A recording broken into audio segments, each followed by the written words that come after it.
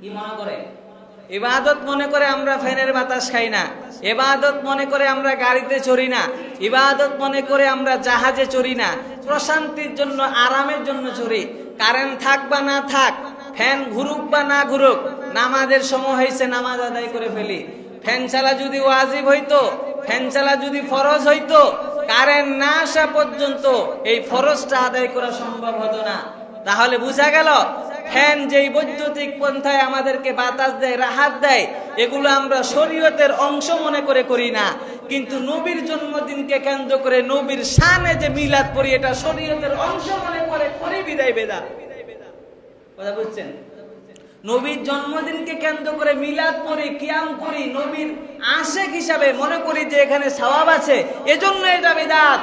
আর fan এগুলো ফ্যানের বাতাস খাই এবং আরো যত নব আবিষ্কৃত আছে এগুলোকে আমরা ইবাদত মনে করি না, এজন্য এটা আহলে হক, এটা বিদআত হবে না। কথা বুঝাইতে পারলাম? কথা বুঝতে